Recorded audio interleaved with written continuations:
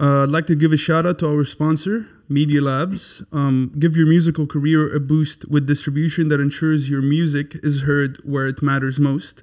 Media Labs is a distribution Web3 platform for 100% royalty-free music distribution to over 220 music platforms, including Spotify, Apple Music, Tidal, and many more, with support for royalty withdrawals internationally, both in fiat currencies and crypto. The platform offers you tons of benefits like maintaining 100% ownership of your distributed songs, priority placements on music streaming services, powerful analytics that help you grow your fan base, and Content ID that allows you to claim advertising royalties when your music is used by other creators on YouTube, TikTok, and Instagram.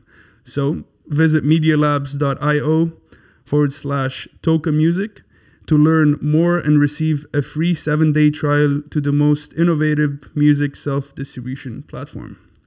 So, yes. Finally, our first sponsor, we're very happy with that. But to get to the podcast, we're very happy to be here. First, Nedi, he's back. Hello. I'm back. A bit sick, but I'm back. Salamtak.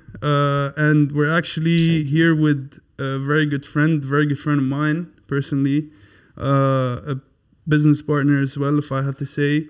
And as we usually do on the podcast, please introduce yourself. Really? Hi. Okay, so I'm Patrick, Patch. I've been DJing for the past 14 or 15 years. I've been in the music industry for the music business side for the past 6 or 7 years. And everything in my life is around music. yeah, we know that very well. You already know that. We know that very well. You do run a very cool label called Feedasoul Records. Can you tell us more about it? Can you tell us how it started? I know the story is very cool. It comes from a very famous city in Lebanon and all of that. So please go ahead. I think we've told this story maybe 100 times. You need to give us something new here. You need to. So basically, the label started because of a need, of course. So you always, when you try to find solutions for problems, you create something new. And we live in Byblos, which is far from the capital, a bit in Lebanon. And it's considered the oldest city in the world. The oldest city in the world, exactly. And culturally, it was a bit different and far from what Beirut was at the time. And so the opportunities were less. And we were actually a bit frustrated to find a way to actually give way for us and people like us to be able to express, to be able to release their music, to be able. It wasn't specifically just to release house music as it is now. It was to create a platform for anyone who is trying to express themselves artistically, basically. So this is it. This is where it came from. And we tried different things. We tried throwing some parties at first. And then Majd, my partner, the label co-founder. So creative head. Yeah, the creative head. We were sitting in a coffee shop one day, and he's like, "Why don't we open a record label?" And the light bulb. And that was it. How did the name come about? Because I really like the name. Oh, you don't know that story? You don't know the story? Really? You don't? I don't. Oh, okay. Obviously, I think we mentioned it. So. I was gonna ask the same question actually. Yeah. I think it's a very catchy name. Yeah. Okay. Really, so. Yeah. So basically, Majd was taking a shit. Oh. Okay. Yeah, I don't know if you want to leave this or not, but yeah, that's it. No, that's man. That's how we like our stories to begin.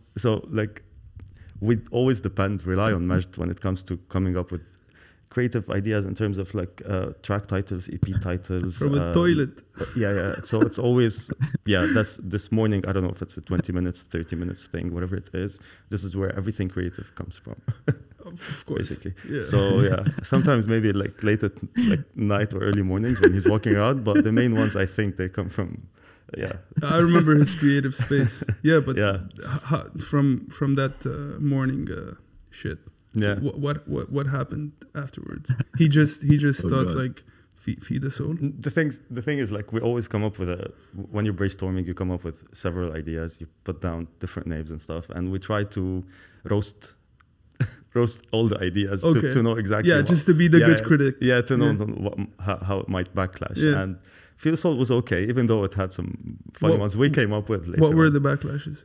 Like, what were the roasts that you had for the name? For Feedasoul, it was more of like the pronunciation, and actually we still face it till now. So Feedasoul and Feedasoul, it's like it's one word, you know. It's cooler, one word.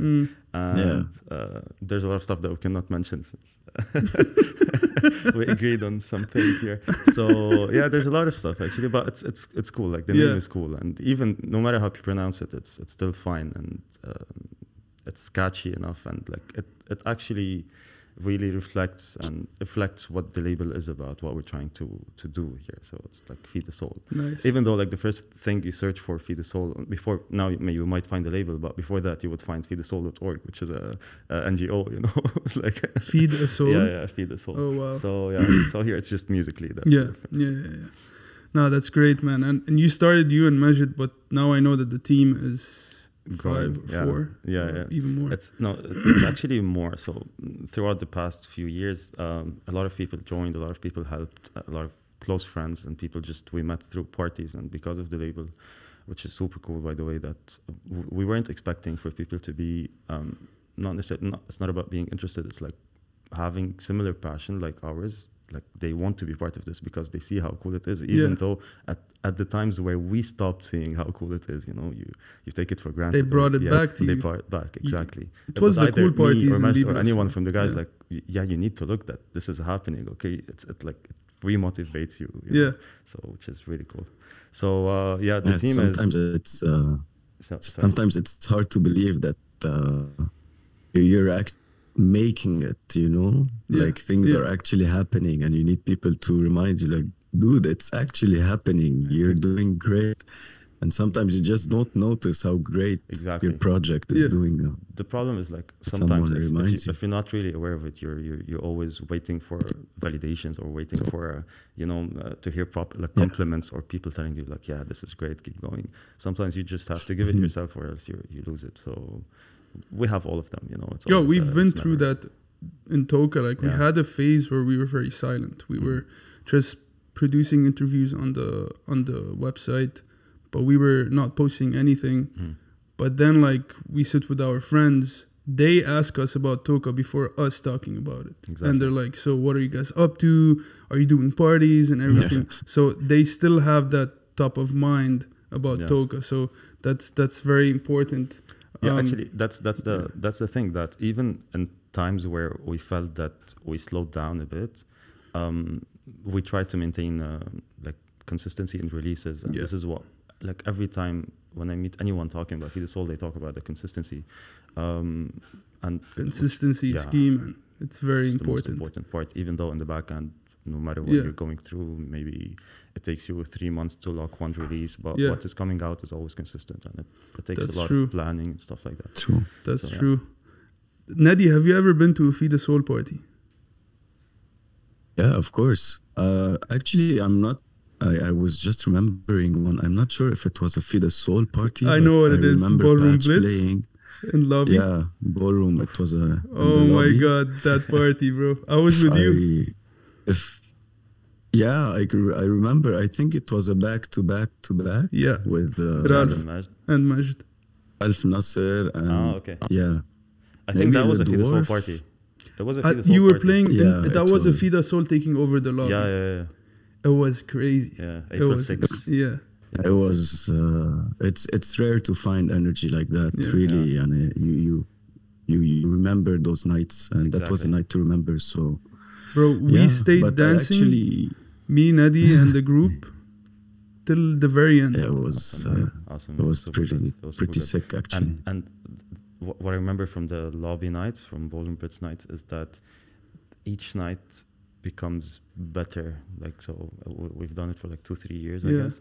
And so now the most night I remember is the last one I did, because it was like, you know, the peak of it. It was the best. You did like 8 hours? I did 8 hours. That's crazy. Till what time? 6:30 in the morning. When was this?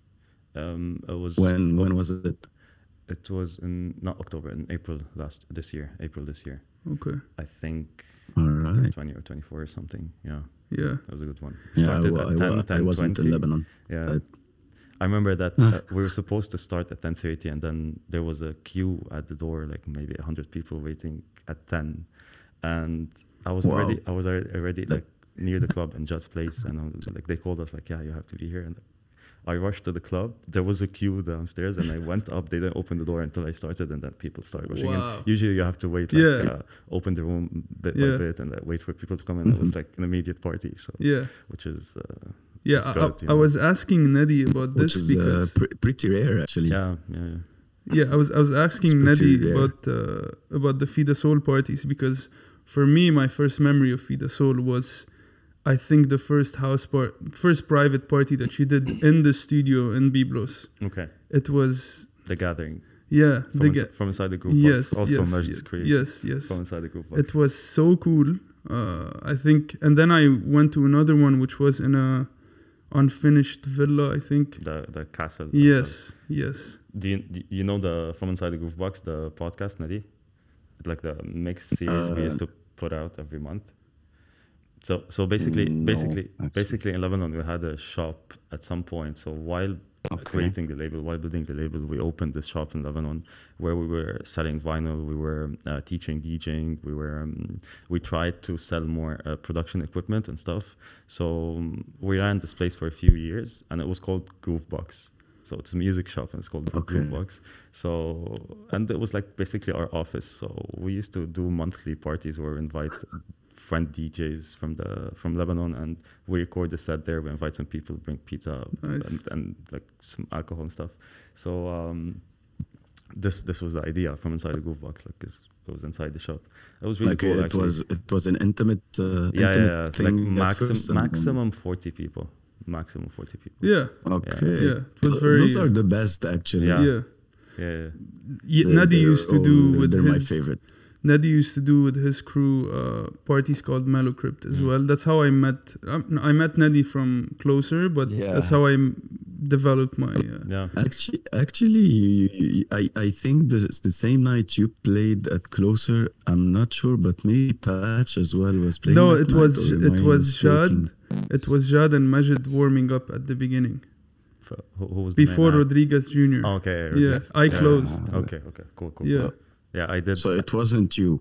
No. I did. Was it you? Kenny Dope and Audio Jad nights. I didn't do. Okay. Yeah. That was another night. Yeah. But it was a pretty sick set as well. I remember when you played. Cool. You guys always lay down a very good energy on the dance floor, man. Thank you. Whether it's you as Majid, we already know Majid. For me, Majid, when he plays hip hop. It's super good. Yeah. Although it's not the wherever he plays, Majid has each one of us has a not necessarily technique but a style in a way. So Jad has his energy, which is like uplifting, and it's good. He likes the very fast bassline house, which I don't usually pick, and now I'm actually like I learn about a certain style because of him, which is amazing. He digs really cool tracks. Majd he goes way back in the soulful style, and he can pull off a vibe with the soulful stuff that if you hear each track alone, it's like, okay, this is fine. But when he puts it together, he creates this amazing vibe. There's a thing about Majd, I don't know if I ever told him this, but he creates a vibe while DJing. And so usually when he invites me to his studio he used to invite me to his studio to listen to tracks either he created or something he found, or he's just digging, listening to stuff. It's weird, and I told this to Ryan before, and I don't know if we actually met Ryan through one of the From Inside the Groove Box, so we invited him to play. And he's now a part of Feedasoul, so he used to attend the parties at the beginning. Okay. Yeah, he's now a very close friend and part of the label. Cool. There's a thing about, so it's the timing that he chooses stuff, and I don't know, the vibe that he creates when he's selecting music, and you feel it immediately. So for example, sometimes let's say I'm researching. By the way, I don't mean to interrupt, but for context, Majid, we mean Papa Soul, by the way. Yeah. It's Papa Soul who was playing back to back to back. So he's Go ahead. No, I love the guy, really. Such great. I don't know energy. why it is. Sorry. Yeah. So I don't know why it is this way, but so for example, let's say I'm digging for music and I'm loving what I'm digging, and then I invite certain people to like listen to this. I found this, and it depends on the person. how this track sounds. You feel that, yeah, they're not liking it, and it's like it feels off or something. So with Majd, I knew exactly what he would like, and he knew exactly what to pick. And it's a very weird connection when you're selecting music. Like this, like it's a fucking vibe, you know. It feels so good. Majd, like when he's a. I used to always say he's a creative genius. Yeah, you just need to sit with him if you want to finish something with him. Just because I feel like he gives all these different creative ideas. He's the perfect creative mind for the label. I believe that you guys have been. Nadi, want to say something? No. Yeah, I just want to know as well, how did he get his name? You know, Papa Soul. Papa Soul. Okay. That's actually. I think he broke a record by like with how many names he changed throughout. Yeah, he did. He did. What was his first DJ name? I think AM, and it's actually has a trademark for it. He has a trademark for it. So AM, because it's Majd Al-Alam but reversed. So and it's Majd reversed, DJ AM Majd. So it's cool. So that was in the hip hop days, and then he had some very weird names, like, you know. I think he had Sweet Lucy at some point. I think he buried it. So now I brought up something he didn't want to bring up. He used to have a residency when he used to DJ as AM, no? Yeah, a lot of residencies. He was one of the big guys in hip hop when he was doing hip hop. Yeah, he was the one that used to play with Yusuf Kanaan somewhere in. They did live together for a while. Yeah. He was the one in live. Yeah. Whoa! I didn't know that. I was there before, by the way. No. When I quit live, he started. He was doing the pop out. Okay. Nice. So, yeah. He actually goes way back.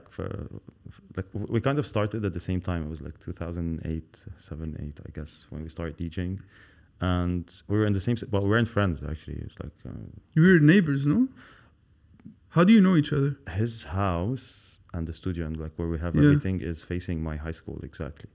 So I know him from the city when we used to play in the used to get kicked out of high school, go to his house? No, we weren't friends back then. Actually, we became friends in 2013 or 14. Okay. When they did you were talking about the first party in the castle. It's an unfinished castle that belongs to his grandfather, I guess. So the castle has so many huge rooms. You can pull off a 5-6 rooms club in it. It was a big one. Nice. Yeah, so we met because of the first party they did there. The room would have like it can accommodate for like 500, 600 people. This is how we met. We did the first party there. The second one, I think the one you went to, was in an outdoor space. We did I don't know, for the 3 years anniversary. I think we did a party there. I think so. I've been to the castle one. Yeah, that's in the castle as well. And I've been to the one in the studio. Okay. And I think I've been to the one to the 3 years. I've been to many Feedasoul parties. Yeah. Every time, bro. You guys have a community in Byblos. Joseph, Mark, they just come. Hey, bro, we have this party. Feedasoul, okay. Yeah. Sold. I kind of forgot about these days. It's good that you brought them back. Yeah. Bro, Joseph is a very, very close friend. Yeah. And every single time he just tells me, literally, you know how Joseph talks. Yeah. Feedasoul, Friday, this location. Exactly. Sold. Wow. I used to go. Yeah. Actually, I saw him last time I went to Lebanon. Yeah. I saw him. Yeah. He's doing good now in Europe. Speaking of Beirut and the scene in Lebanon and everything, and now that you're based in Dubai as well, and you've been DJing a lot here, how would you compare the scene in Lebanon to the scene in Dubai? Tricky one, no? Yeah, I'm sorry. I just need to say something because it's on my mind. I was just thinking about that question, and I compared the scene in Beirut to the one in Paris because I'm in Paris. Yeah. And it's been a while. I haven't partied in Paris. You know, I don't know why. I'm not very comfortable here. And I kind of miss the parties in Beirut. So I'm wondering if in Dubai you feel the same, you know? There's the sense of community that... go partying? Well, I get you. And it's funny you mentioned Paris. Actually, Paris is becoming a bit better as well because a lot of the Lebanese community is there. So I'm seeing even like... yeah, exactly. You can see a lot of parties happening. So... of course, we feel the same. I don't know exactly about Paris if it feels the same way as Dubai, but there's a huge difference between Dubai and Beirut, and for several reasons. Because and you have different aspects that affect this. For me, people who decide to come to Dubai, they come for several reasons. So some of them actually like Dubai, and some of them have to come to Dubai because of the need, especially now. And this is the majority now actually left Lebanon, which actually helped in some way. Dubai feels better now that a lot of people that had to leave Lebanon to come to Dubai made it better. I feel more like home, so I cannot complain about the parties that we have now, because we have a lot of familiar faces. For example, you're at most of the parties, and so you have some familiar faces, and it feels better. So there is a vibe better than before, because I was here in 2018 and it's cold as fuck. Not cold as in cold, it feels cold. So it was dry. You just didn't feel it. You know? I wanted to talk to you about 2018 Dubai compared to today. It's like complete opposite. And I had it good. It wasn't that bad, but comparing it back then to Beirut, I was looking at the rise of ballroom and the guys killing it there. They were killing it. I was seeing the parties and wow. And I was making good money here, but that means nothing, Money's nothing, man. There's nothing. Really. I really needed that feeling. So it was completely different. And come on, Lebanon has a good cultural side. Small communities. It's not a huge country, but it has a good cultural side, and people do enjoy their time. And you have everything, and you have even though it's only weekends, but only weekends you have ongoing proper parties. It's really good. Till late, till late. I think here there is a limit. I mean, in some places. Let's say Monkey Bar. You guys cannot play till over 3 a.m. Because it's a hotel, no? I don't mind it. So that's the thing. Once you accept Dubai for what Dubai is, and you stop actually searching for what you would find in Lebanon and try to find it in Dubai, you're okay. And this is the point I reached now. So you accept certain realities, and you actually enjoy them for what they are, and you make the best out of it, and you create good experiences as well. So it's the longer you stay attached to how you see a scene should be, or if you say the word scene, the longer you're attached to the word scene, this is where you're actually struggling.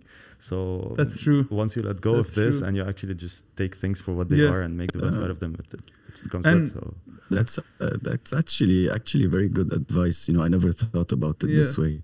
Just let go. Let go of the word scene. It makes a lot of sense. I said this specifically because I remember that when we first started, we were using the same words, and we had, you have these causes, and you want to change. I used to remember that you used to sit down. So years passed, and then it's been 10 years, and we've met different generations with this, and so now I look at the generations that are coming up the same way I think that people before us used to look at us, and it's funny because so last time we went to Lebanon, and we were sitting with a group of guys at somewhere for a workshop or something, and I heard some upcoming DJs, and they've been DJing for 6 months or so, and we're the youngest in the scene, and the whole words kept coming up, and I'm like, what do you mean? What is so? It's funny how when you find a cause that you feel strongly about it, and you keep pushing for it, and if you look at it from 5 meters far, it's okay, just have fun. It all goes back. If you look at all the big names, I always give the example of Daft Punk because they're my heroes. They just focused on their craft. They innovated. They focused on. If everyone that has a very good talent has discipline and focuses on his or her craft, they can grow that scene. Because you're giving back in a way. But I wanted to point out something about Dubai. The majority of club promoters and owners, they're Lebanese. Because of what we have back in Beirut. So this also plays a role. Recently, it started to grow. Wherever I go, I see Lebanese promoters or club owners. I think it's a double-edged sword, though. It's been this way for so long. Honestly. Oh, really? But the thing is that now I'm new here. And the thing is that now you're seeing the more familiar concepts. So before, even 10 years ago, because my brother used to live here, and I know through him some of the promoters that used to do parties in Dubai, and Danny used to live here. No, Bashir actually. Okay. You haven't met him. Okay. So yeah, it's been the same, maybe now more, but you have a huge chunk of the F&B industry managed by Lebanese people. Because you have a huge Arab community here, so you need someone to cater for it. And it's not that Lebanese people are the best at it, but they're good at this side of the field. So they like working in F&B, they like entertainment, they like this type of life, and they hustle hard in it, and they have the capacity to deal with a huge amount of people. I don't know how they like it. They like to, be nice to everyone, and actually, so hospitality. Exactly, hospitality, exactly. Yeah. So that's why I guess that's why. Plus the love for parties. Yeah. Which is a plus. So yeah, I cannot say they rule it because they cater to what is here very well, but there's a part of it. So for example, I feel that I've been to many places that don't have Lebanese managements or not Arab managements in general, and they feel good as well. I like it there, I like the way it is. I like it that it's a bit more organized or a bit more strict, and they don't have this Habibi the whole time very close. I don't like it the whole time. Yeah. So yeah. It's like I don't want everyone to be friends with anyone. Everyone is like sometimes it just doesn't feel authentic anymore. Fake. So it's good to go to a place where you just respect the place for what it is, and everything is everyone is professional and everything is on point. That's and true. That's true. Yeah. Speaking of the region, since you guys were one of the early labels in Lebanon, like there was not many labels when you started. Record labels. There was actually. Was there a lot? There was not a lot, but there was some labels. I think the difference was that in our phase when we started, we were more exposed, maybe because of social media as well, and the approach maybe was to our different. generation as well. Yes. So I think before that, like years before that, Caesar K has a label. Yeah. It happened very fast. So. For example, you used to follow parties through Mix FM before or through that. So it was like the sources were very, not a lot of sources for you to find what is happening. And a few years later, then the rise of Instagram and Facebook, and so it became much faster to actually promote a brand or do something. So I think this helped as well. So there's a lot of really good labels. Even Ronan had a label before. Nesta has his label, which are what was Ronan's label? Tech Fui, I guess. Nice. Yeah, and Caesar K has VL Records. Fantôme de Nuit. It's Nesta. Caesar K has VL Records with Fadi Aswad. Yes, and there's a bunch as well. Like the thing is that we only know about the ones we're interested in because we care more about house music and electronic music in that sense. But you have a lot of alternative and like left field. Nice. Which it doesn't fall under our radar because we don't really look for these. But there's a lot of people actually doing stuff in Lebanon. A lot. What are your thoughts about the record labels in the region? Lebanon, outside of Lebanon? Is it growing? Do you feel, what are your sentiment on that? It is. I think that, so when you think about a record label, whatever you think about, whatever you're trying to create, you need to put a certain vision and goals for it in order for you to get it somewhere. So most of the labels start, let's say, independent or personal labels, so for you to do self-releases. So it's just for you because, one, you don't want to approach a lot of people. Two, you find it easier and just like, I just don't want to release my music. And this approach is very limiting. So a lot of people are doing this. I've seen, not necessarily labels, a lot of people are doing self-releases, which is good in a way if you are willing to put in the effort to do all the work that the label would do for you. And which is good. If you're capable of doing all of this, that's amazing, good for you. But if you're just creating the labels to feel that you created something, or to just find easier solutions for things, or to just, it's easier this way, or like I'll do it my way. Ways that happened before, they happened for a reason, and they became big. If you miss a purpose, if you don't have a purpose, if you're just doing it to create something, not necessarily like the purpose. You create the purpose. You have to choose the purpose exactly. Like what are you trying to do exactly? So the purpose for it. Why are you doing it? You said this. It's not about like it exists for that reason. You create that reason. So that's the thing. I think the whole culture around record labels will become better, but I'm feeling that I don't see the amount of passion that we put into Feedasoul and the amount of research and the hours of like what we're trying. And some of them do, but what I see from the outside and some, it's not there because and it's not like from a place of judgment or anything. It's more of a what we've been trying since the beginning is to actually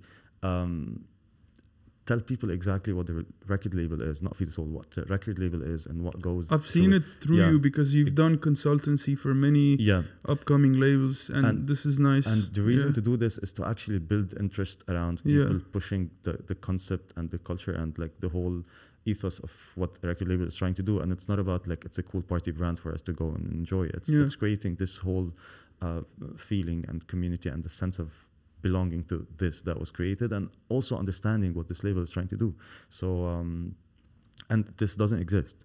So that's what I'm saying. A lot of people, when they're creating this, it's just to create a label to use it as a brand to push you, you know. And this is not what I wanted for Feedasoul. So what we've been trying with Feedasoul is to actually, as much as possible, push us as a DJ to the back to give room to our artists to push them. And so the goal for me with like after leaving Dubai in 2019 to go back to Lebanon and start actually booking our artists with the team to book our artists from Paris and all the countries where we have our artists, and to actually come to Lebanon and play, to do showcases for Feedasoul. That's the goal, and we wanted to actually show that this is what it is. It's not about creating just a collective and us DJing in it. Like you could do that under any other party brand.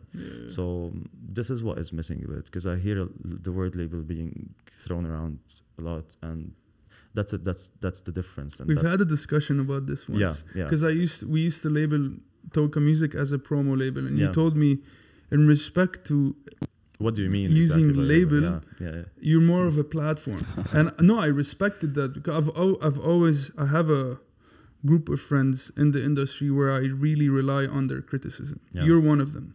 And when you told me that's when we started changing. It was for like, if you want to do it, let's do it a label. Like I can help with this. It's not about if that's why like I would like to, and it's, as I say again, it's not in a place from like to judge or anything. It's just like, okay, this is how it is. If you don't know about it, we can do it this way. You know, if you want to do a label, this is what you need. So that's why.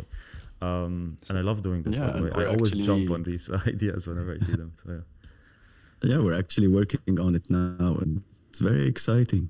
Like, and even when GPS told me that you guys started working together, I'm like, man, this guy just found his soulmate.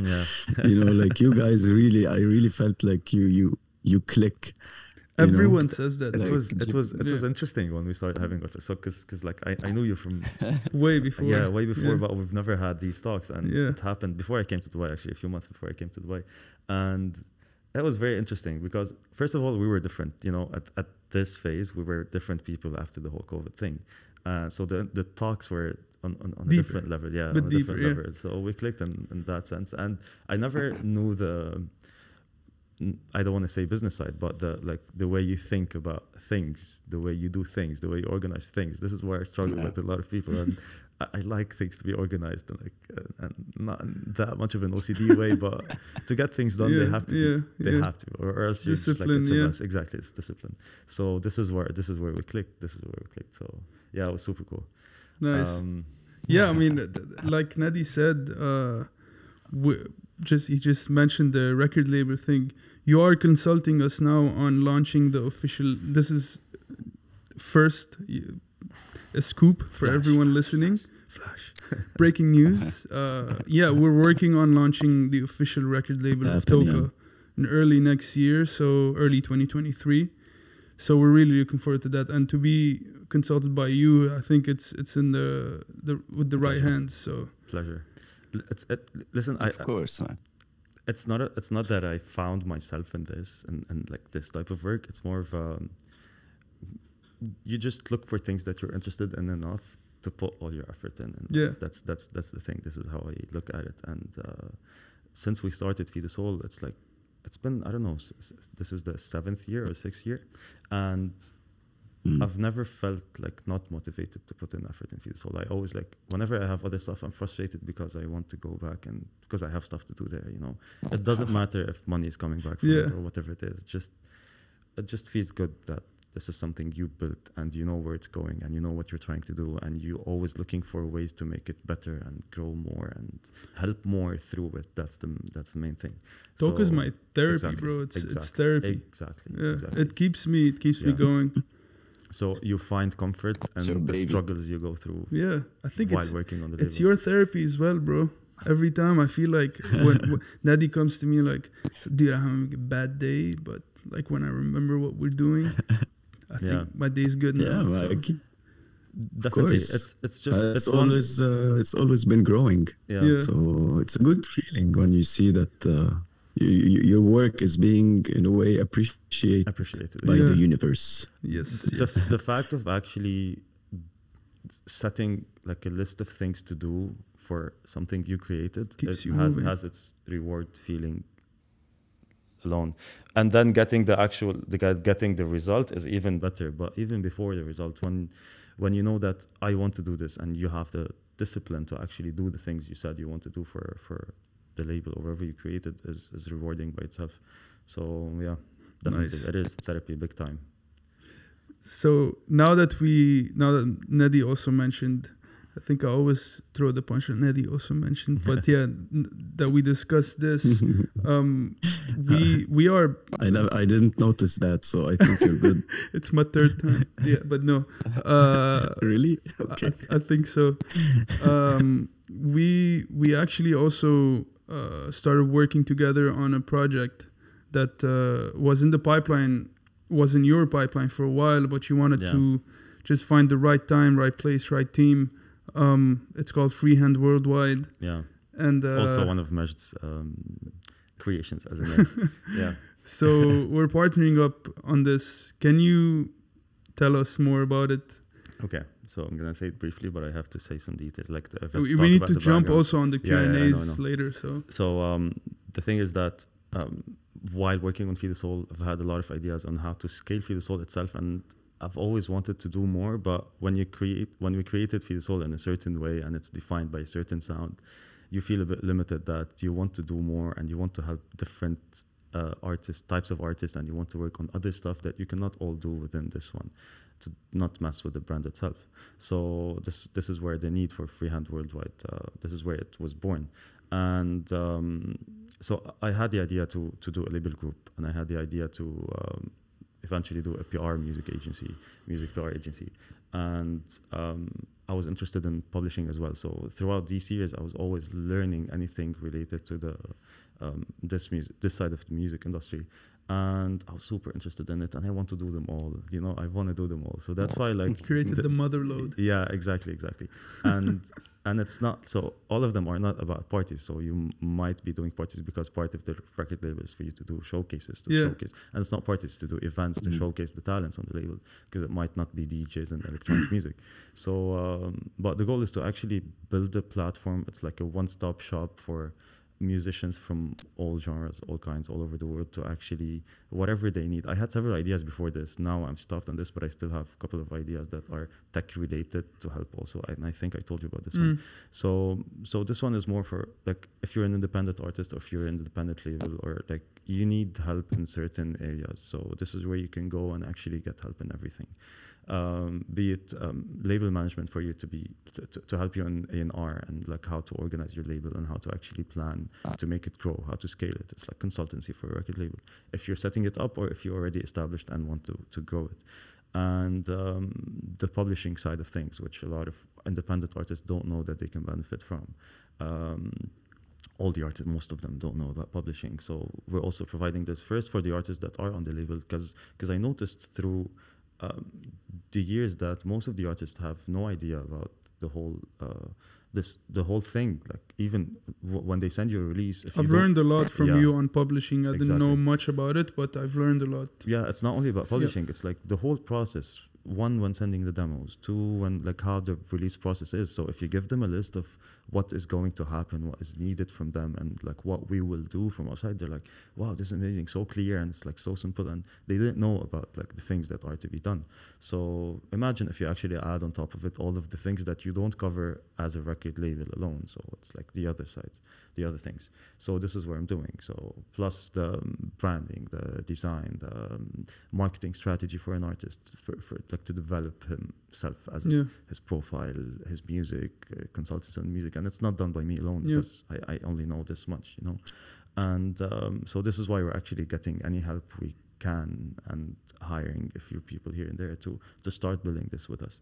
So that's why the music PR agency also was born, because you need a channel to promote the music, and each release needs different type of care, and it's good to actually have control over how the approach is happening and where exactly you're reaching. And it's good to actually being able to offer this to other people as well, instead of just doing it for your own labels.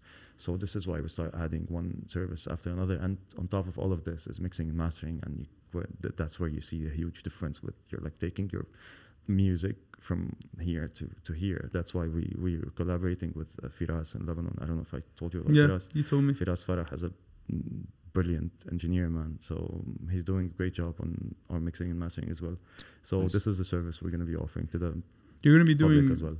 Label group, PR. Yeah, label group, marketing agency in a way, or a design agency. We're going to focus mostly on music projects, publishing as well. So for everything related to just collecting royalties as a publishing administration, and anything related to licensing and even custom compositions, since we have a directory of like we work with a lot of producers, and you as well worked on this. So we can offer these services to create custom compositions for whatever it is, be it short movies, be it ads, be it sonic branding, whatever it is, we can work on that. And the mixing and mastering services and music PR. And like nice. Another project in parallel that we're going to put it under Freehand Worldwide as well is the it doesn't fall Acoustics? under music services, but it's audio related, because it's also our passion and it's Ryan's baby. And it's the consultancy for sound system design and acoustic modeling and stuff. So this is actually a huge part, and like I've been having a lot of I've been working a lot with Ryan on this, and can't wait to actually start with the projects we have. So it's a huge project, and it takes a lot of time, and it is. So we're taking it step by step to actually put everything in place, and yes, we're almost ready. We're ready in several areas. So a few things we're just trying to finalize to be able to just go public with it. So, nice. So now we'll jump to the fast Q&As let's go. that we have. So Nadi, feel free to go. I'm gonna ask my favorite question. Don't know if you're ready for this one, but if you had a superpower, what would it be and why? I'm not a fan of these questions, by the way. You're not? you just put me on the spot, but okay. So I feel that exactly that's why I said I hope you're ready. I don't like it. The most common answer would be like mind reading, but I actually put some thought into this. It makes life very boring. Exactly. It takes the fun out of things. So it's actually more interesting to be able to actually put the effort into reading people, because it's challenging. I would say flying, man. I would fly. Every one of us wants that. Yeah. I would fly, because it doesn't take the fun out of anything. It just adds to the fun, So I would fly. I wouldn't choose personally. I wouldn't choose mind reading, but we can ask another question, which will not put you on the spot as this one. What about Sister? You lived in Beirut and you're living in Dubai now. It cut. Can you say it again? Just since you played in Beirut and you're playing in Dubai, I want to know which venue is your favorite in both countries. Okay. Like in Beirut, what was your favorite venue? And in Dubai, I've never visited Dubai, so I would like to know your opinion. Okay. Like each venue has its own thing, In Dubai, I've never had a venue that felt warm enough, even though we've had really good parties, a lot of good parties, but it doesn't feel the same as intimate as Beirut. The closest to it with one we did a party a few years ago in Cartel, because it was a very, very small intimate room with like 80 people, so it felt very intimate. It was good. Monkey Bar, now the parties are like the closest to the vibe we have in Lebanon, the indoor as well and the outdoor space. Monkey Bar has been like the best since we got here. In Lebanon, you've been to Ballroom, you know how amazing Ballroom is. So I'm not gonna name one venue because like I love all of them. I cannot. It's gonna make people sad. No way. The Reunion is like amazing for like it's just so good. The best outdoor venue is Garten, hands down. No way for sure. So each venue has its like thing, you know, and it's sad that we don't have all of them now. They put so much effort on the architecture, the sound, perfecting the experience. So it's good that we have the like Grand Factory and Reunion back still, now, Soul Kitchen as well. No, it's reopening now, so it's good to have some of them still working, and Ballroom as well. But like all of them, they're amazing. I don't have a favorite one. We've had some of the best nights in the lobby because that was where we had most of our parties. But each one is like good by itself. So nice. If one person, who's one person you would like to have a coffee with, dead or alive? I hate giving one thing, you know. Okay, group. You know this about me by now. I hate that. I love to talk a lot about all of these things. You know this side of me. We've had so many discussions about like the non-musical side, and I would choose. I wanted to put a segment about psychology, but we would have. We would need 4 hours. Part two. That's another podcast. Nadi would love to be on that. I would definitely sit with Jordan Peterson for my own benefit, because I have a lot of questions. I would definitely sit with Elon Musk to talk about him, because it's very weird. It's very mixed feelings. You know? It's a lot of mixed feelings because like that's what a genius. What the hell is happening, man? What are you doing? Genius and creepy at the same time. I would like to know a bit more. Just like I need some answers. You know, I need some answers. What the fuck is going on? So a lot of people like this. Like some people that are dead now, but Okay, so if you would have given the chance to do a film score from the past, what movie would you choose and why? Not my thing. You would not? No. Okay. Not my thing. This is something we're this is something we're very different in. You're very into not pop culture. You're very into movies. I'm not. I feel like you don't watch sports much. Not much. You don't watch movies. Not much. That's the biggest difference we have. Actually. That's the biggest difference. But you're not into movies. So if I ask you what's a favorite, okay. The thing is like that's the difference. So if we're talking about music, so with the music that I'm interested in, I can name the label, the year it was recorded, the year it was released, I can name a bit like the societies that have some of the rights. You know, this is how deep I go, and I know the remixes and I know everything. But when it comes to movies, nothing. I only watch comedy just like to relax myself. Other than that, nothing. Man. When was TOKA Music founded?